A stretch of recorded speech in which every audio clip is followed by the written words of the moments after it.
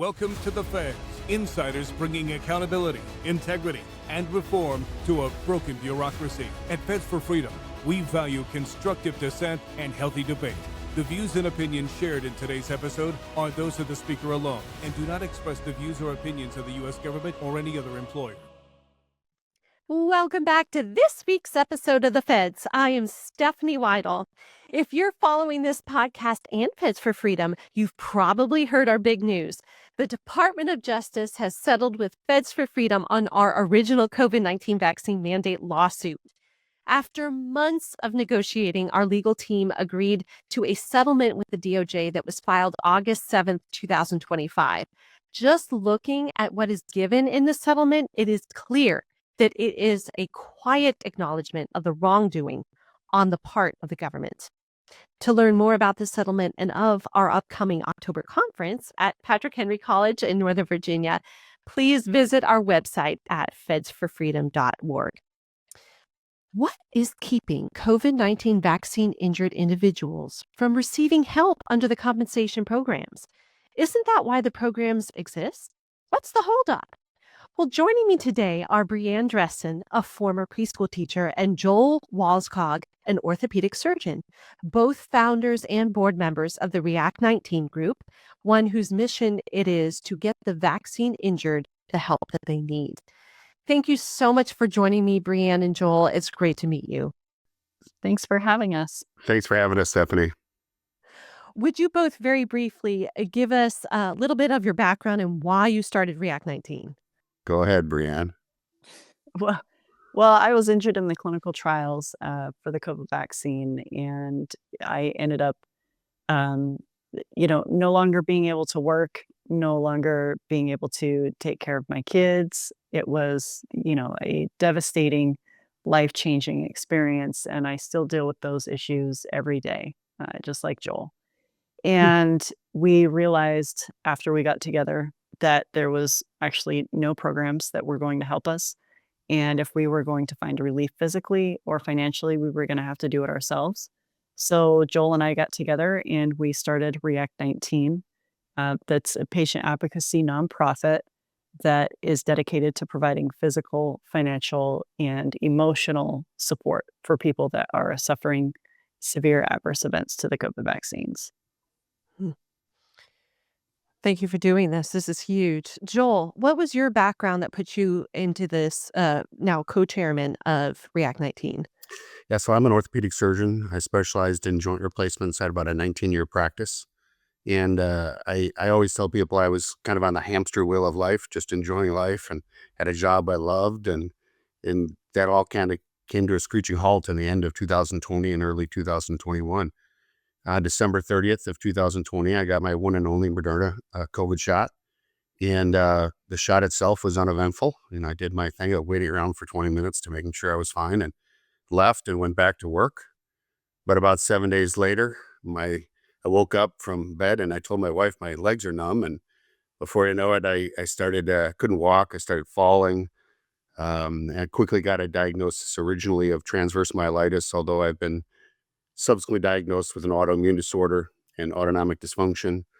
My neurologist told me to take a couple months off work. Me being type AA or AAA personality, I said I'd take 2 weeks off, but honestly, it was a dismal failure. I tried to go back to work 2 half days and ended up in bed for 5 days. So it became a realization for me, at least early in 2020, that 21, that my career was over. But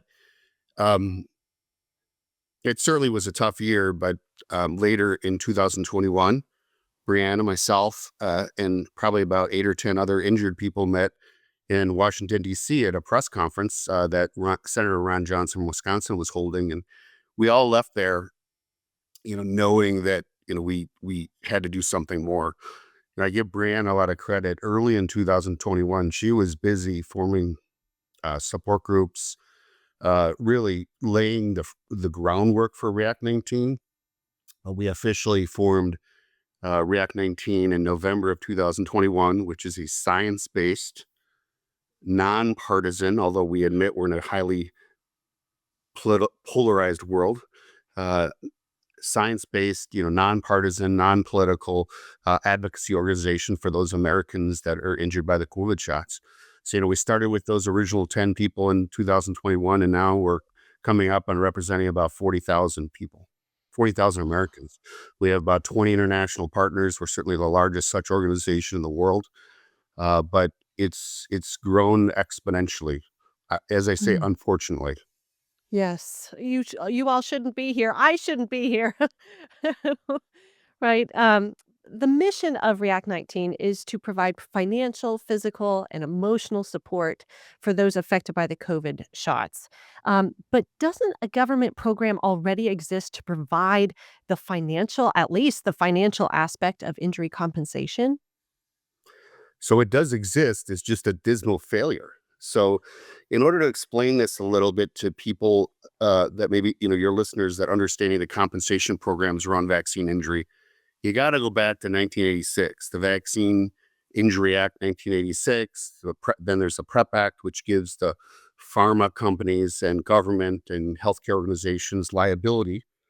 Um, so what happens is for traditional vaccines, when I say traditional vaccine, a vaccine that is approved through the normal regulatory process and is on the normal childhood schedule, if you get injured, you apply to what's called the VICP, which is the Vaccine Injury Compensation Program. Now, that program, as RFK Jr. Recently has stated, needs some work. It's never been updated for inflation since 1986, but it's a real program and gives people attorney fees, gives them pain and suffering. So it is a real program that works, but certainly needs some reform. Now, in our country, in 2020 and then 2021, there was a public health emergency declared. When that was declared, that enacts the PrEP Act. Again, the PrEP Act is what gives everyone immunity from liability. So we're giving up our rights to due process and jury trial when the PrEP Act is implemented, which it was for the public health emergency. Now, when you're injured from a vaccine during a public health emergency that is considered a countermeasure, and that COVID shots were considered countermeasures, not vaccines, because they were not approved the normal regulatory process, okay, and not on the normal childhood vaccine schedule originally. Yes. So if you're injured by a countermeasure, which the COVID shots were considered or are considered still, believe it or not, you have to apply to the CICP, which is the Countermeasures Injury Compensation Program. That program is a dismal failure. That's our safety net. We give up our rights to due process and jury trial. We can't sue anybody, but what we have is a safety net called the CICP. The CICP has only to date awarded 39 people, 39 Americans for their injury to the COVID shots, 39.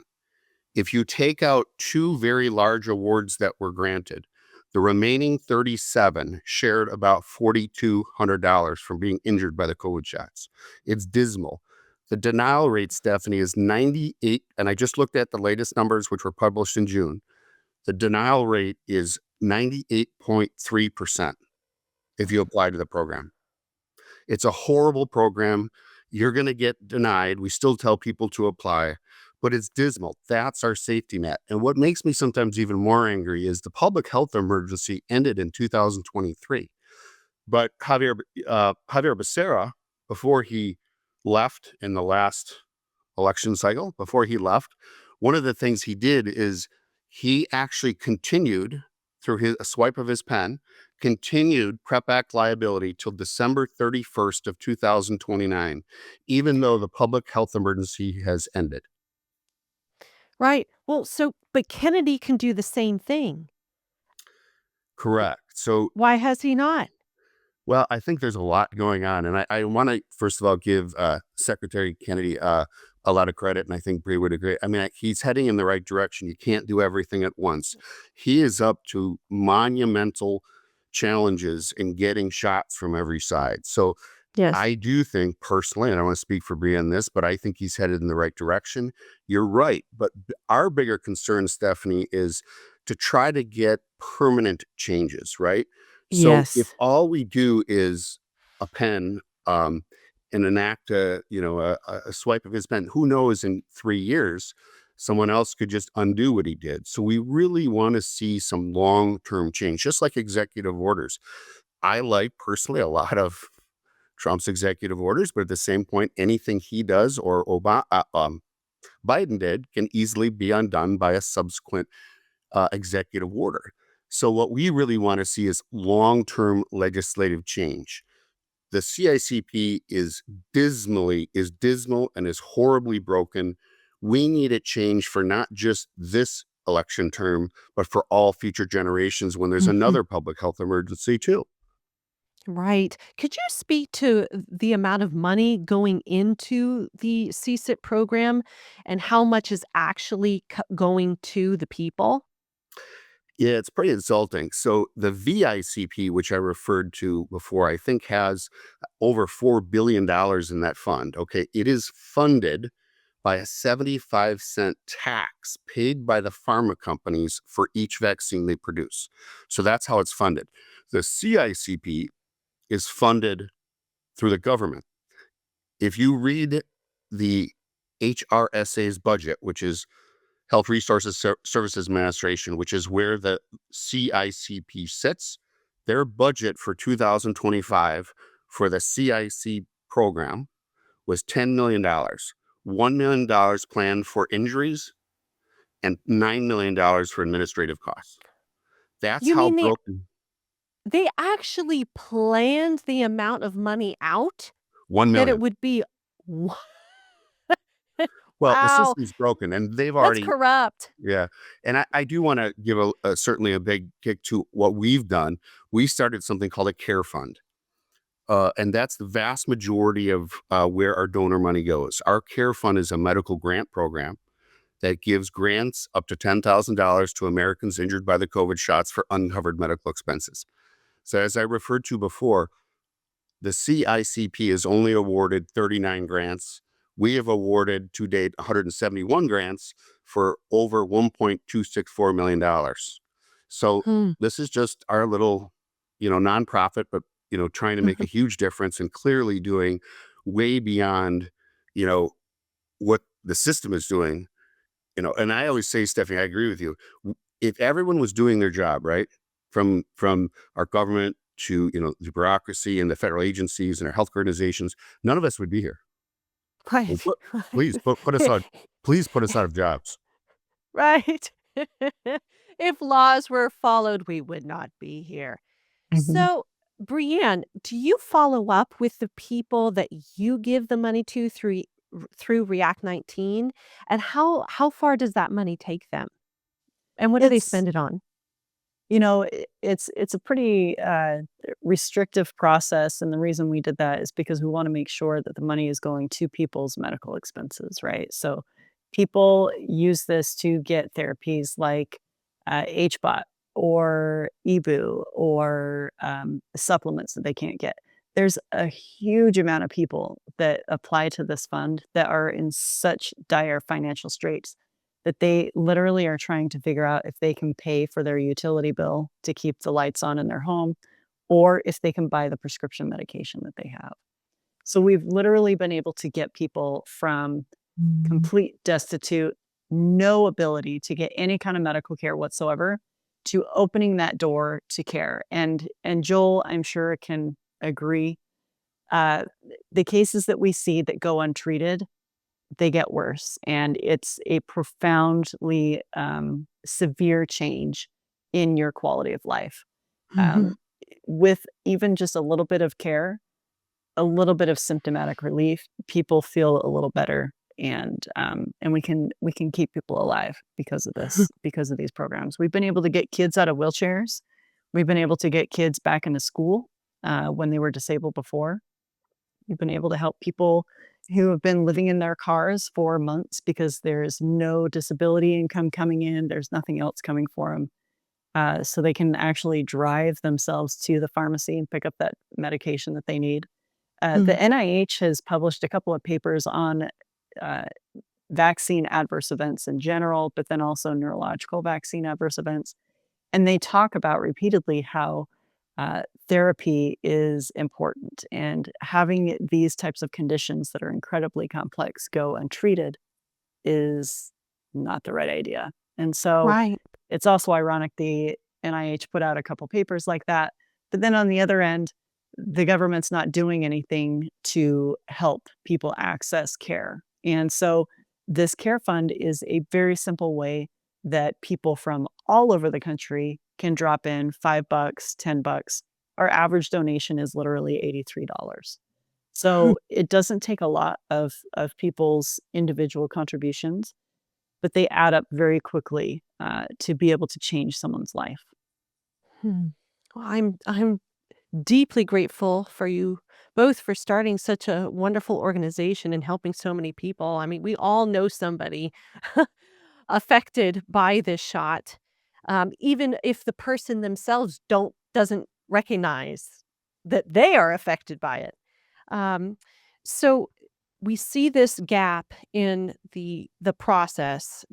The process is there, it's not being utilized correctly. It's so broken. What are you all doing to set in stone a remedy?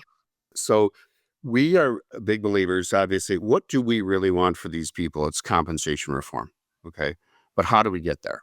Okay. So in the last Congress, we supported two bills, House bills called 51, 42, and 43. Now, what those bills had to do with was modernizing that VICP program that we talked about, changing the tables to adjust for inflation over the last, several decades. But then the other part of the bill was to transfer the CICP cases, which are primarily COVID shot injuries, into the VICP, meaning into a program where pharma funds it, where I think that's who should fund it, not the taxpayer.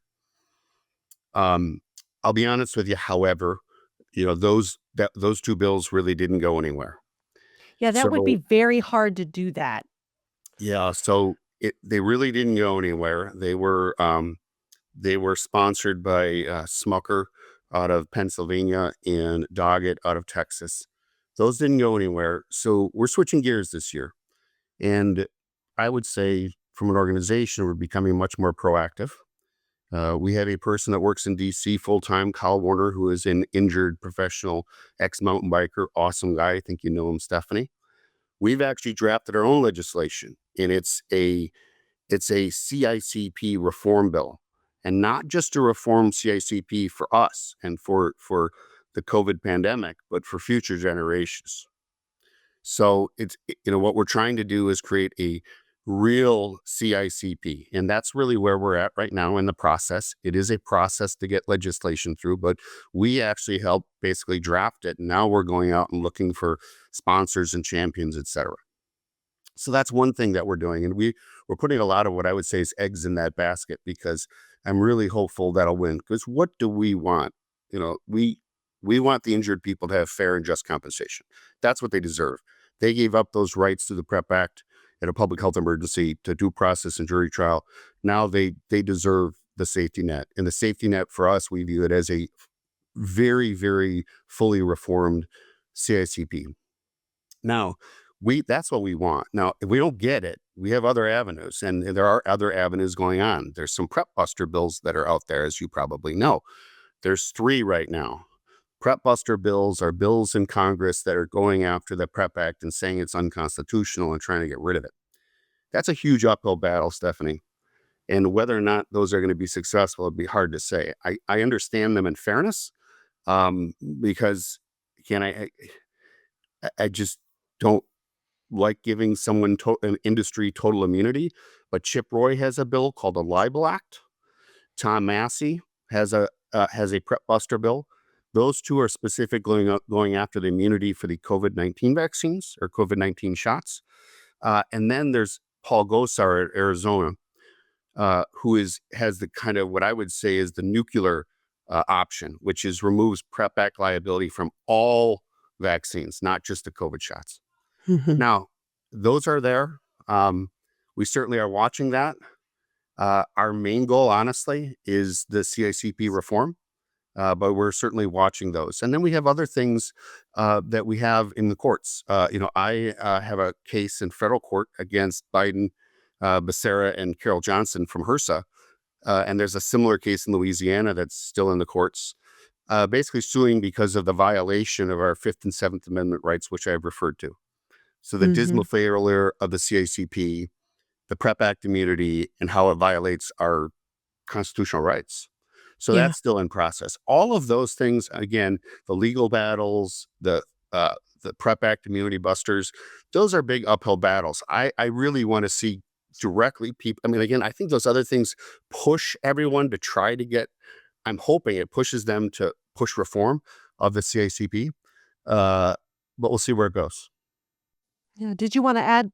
No, I think this is what's such a hard situation for the people that are harmed, right? So if you want to get some more information about what our strategy is for the next year or two, you can go to react19.org/CICP, and that breaks down the basic verbiage of the bill that we're pushing.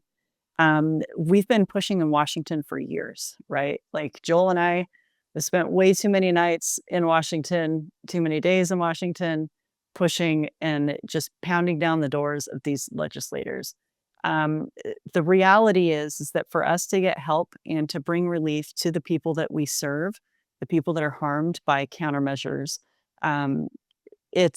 we're at an extremely great disadvantage for one, because the political appetite to remove liability in any way, shape, or form from any of these products is not there at a broad enough scale through the Republicans and the Democrats. So it's not just the Democrats are, holding out. The Republicans hold a huge responsibility to be looking at why we are giving up people's constitutional rights to sue and handing them over to drug companies. It doesn't make any sense. But we also understand that the pharma lobby is the biggest lobby in Washington. And so our little tiny voice with one lobbyist versus the biggest lobbyist in Washington, we're at a big disadvantage. But with that, getting together with everyone in the freedom movement to work in conjunction with each other, we can move the ball down the field. But removing liability, we're looking at 5-10 year game, right? It's going to take quite a while. Goodness. Oh, that's But a long time. yeah, it's going to take quite a while. But with this other one, with the CICP reform, we can get that at least started to bring relief for people that were harmed by the vaccines as well as remdesivir. So this is countermeasure reform, right? So this is anyone that was harmed during the COVID era. We can work quicker with this other bill while the liability busting bills are moving through as well. So that's the problem. Washington doesn't make anything simple. We've learned a lot over the last few years, and so we're just going to keep pushing to try to expand and get some relief for people faster. Yeah, you definitely bring up a good point about the lobbyists being so strong and very numerous in DC. We do have a chance if all of the organizations, all of the individuals gather together and with very, very one loud voice do the exact same thing on a very limited budget. But I have interviewed several freedom fighters on this show who have said, well, what if we just stop paying taxes? Well, that would send if we all stop paying taxes, that might send a message. So, anyway, just one thought. Certainly been interesting to watch just in the span of 2 months, these, at least 2 of the bills, the GOSAR and the Massey bill, be introduced to end the liability shields. And at the same time, a pesticide liability shield be introduced to the House Appropriations Bill, Section 453. What do you make of this? We're trying to pull back liability shields for vaccine manufacturers, but give them to pesticide companies? I mean, from both of your own experience, would you speak to what we're in for as a country if this goes through? For me, I think this really just shows the power of lobbies. So how this even became a thing, how this even became a concept for the committee to even consider to give pesticide companies the similar immunity. It literally was the pesticide companies got together and hired 12 lobbyists and sent them to Washington. That's all it took. So if this tells us anything, Washington can be bought. And that's the reality that we're in. And that's why the power of getting Kennedy into any position of power was a huge win for the little guy. But here we are again. This is another David versus Goliath scenario. We can beat this, but we've got to do it together, and we've got to do it with a unified voice, and we all have to push in the same direction. We can't push in 5 similar directions. It's got to be everybody pushing in the same direction to go against Goliath. And I do think we can do it, but it's hard. So Yeah, I agree with Bree. Again, the power of lobbies and money. But to go a little farther, Stephanie, your question about adding liability protections to the pesticide industry, it's literally crazy. Who doesn't think that the threat of being sued doesn't improve safety in industry? Look at the car industry, and I use this. Aaron Series uses this analogy. I'm older, okay, than you two, but I remember there's a Pinto. There's a Pinto where they put the gas tank right behind the rear bumper, and guess what? They got in rear, they rear-ended and it blew up. Okay, they got sued. They had to change the manufacturer where gas tanks are and, improve safety. Now, would all of that have happened, okay, without the threat of some liability of these car manufacturers? And now we have cars that, you see get crumpled up, people walk away. That actually is positive for the industry to improve safety. But again, if we just give everyone liability, they have no desire. And frankly, also healthcare organizations have no desire to give people informed consent. Why? Because they don't have to in a public health emergency. I use my example. I never signed a form. No one ever had a discussion with me about risk, benefits, and options of a shot. I sat down, and 20 seconds later, after saying my name, showing my no ID, I had my shot in my arm. That's true. wow. I asked attorneys about, I didn't get informed consent. They said, it doesn't matter. It's a public health emergency. Okay. Remember, and two, Yeah. informed consent is not what you sign. It's the discussion that someone has with you, which is not happening. So again, all of this stuff is, the lack of just the providing with this blanket immunity has been horrible. And then it creates, obviously, is the American public is learning more and more. That is fueling vaccine hesitancy. And I Yes. would argue is now gotten to the point that we're in something called healthcare hesitancy. If my healthcare provider can't tell me the truth or chooses not to tell me the whole truth, I don't trust them. I don't trust them just for shots. I don't trust them, period. So while people like Peter Marks, who's the head of CBER from the prior head of CBER from the FDA, from biologics, he always talked about healthcare, vaccine hesitancy and why it is, and misinformation from people like us crazy anti-vaxxers. Well, in fact, it's him. Lack of truth and transparency feeds mistrust, feeds vaccine hesitancy, and now is feeding healthcare hesitancy. That's right.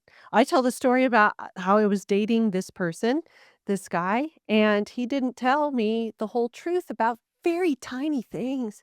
It wasn't big at all, but it made him look better not to include that in whatever he was saying. And I found out later and I thought, I don't like, I just tell me the whole truth. And that was one reason I just said, I just got a bad feeling about it. But with my husband, I realized this guy will tell me the entire truth, even though it made him look bad. So I knew he was the right guy for me. And that is the right healthcare professional for everyone, one that will tell the entire truth. Now, you mentioned Peter Marks. A couple months ago, you all aired premiered the Followed the Silenced movie. And it included both of you, documenting the journey through vaccine injury and the appeal to vaccine manufacturers and top scientists at NIH for help. And what struck me in this movie was how cruel Peter Marks the head of FDA's Center for Biologics Evaluation and Research was, and the way that he waved off you, Brianne, someone who was trying to, obviously really struggling and trying to get help, which they actually kind of promised that they would help you. And the downright cruelty of the way he treated you was astonishing to me. Well, and it wasn't just me, right? It was, It we was not. brought injured physicians in on every single one of those meetings we had. And one time we even brought in 18 to 20 injured individuals from all over the country to meet with him in person in Washington, D.C. And he didn't bother to show up. So we all huddled around a laptop in a hotel lobby to meet with the heads of the FDA. It was ridiculous. It was very, very obvious vaccine safety is not their priority. Vaccine sales and uptake, that was their priority. So Mhm. Kennedy removing Dr. Marks and his team from their positions, I think it was definitely the right move. Absolutely. What is the goal with this film? You've done a lot of podcasts and interviews, but what was the goal specifically with this film?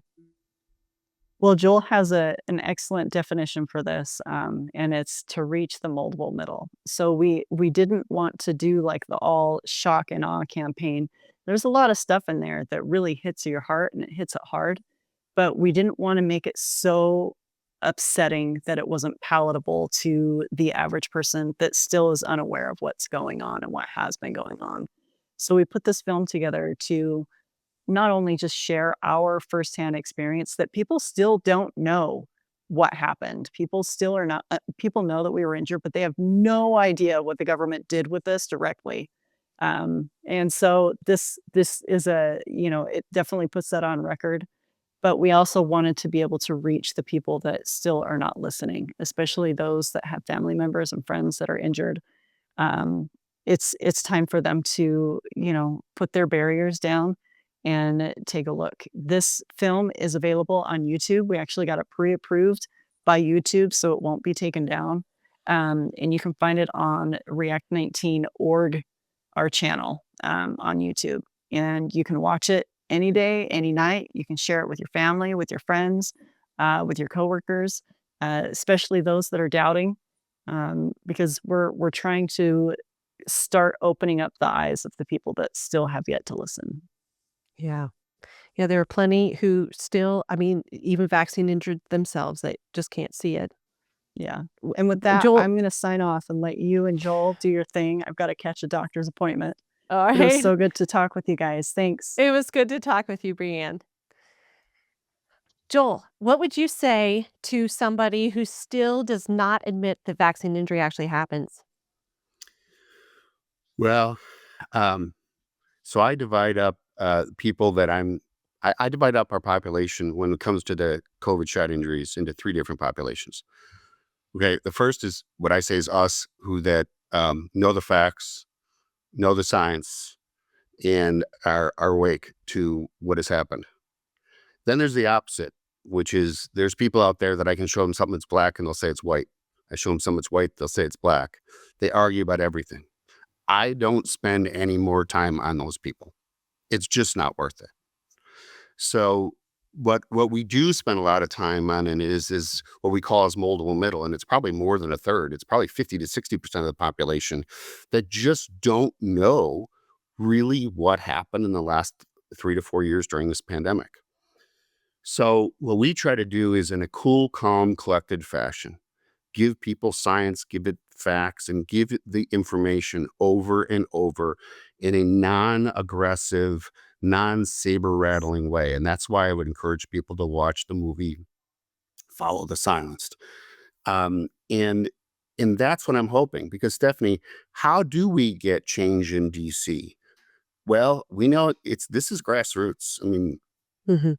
we need millions of people calling their politicians, millions of people, spending their philanthropic dollars wisely so we can really put more pressure to get something done.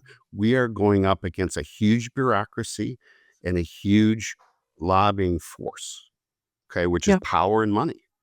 Yep. And I obviously go a little farther and say evil. I mean, truly, I believe Peter Marx is the devil. But I think that's what we need to do. So that's how we're trying to get our voices out. I can't change everyone's mind. I don't need to change everyone's minds. And I want them to make up their own mind, frankly. But we want to be part of the agent of just providing true and transparent information. Hmm. Well, Joel, I have one last question for you. If the average American citizen could do one thing to combat the corruption that they see in this country today, what would it be? Hmm. I would tell you, and that's a good question. I've been asked this before, Stephanie, and I'm going to kind of give a very bland answer. I would say do something. Because the average person Yeah. is a spectator.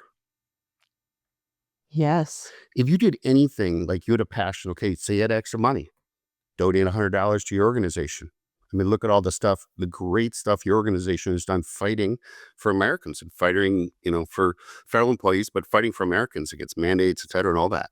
So do something. If you got extra dollars, do that. You have extra time, geez, we need advocates.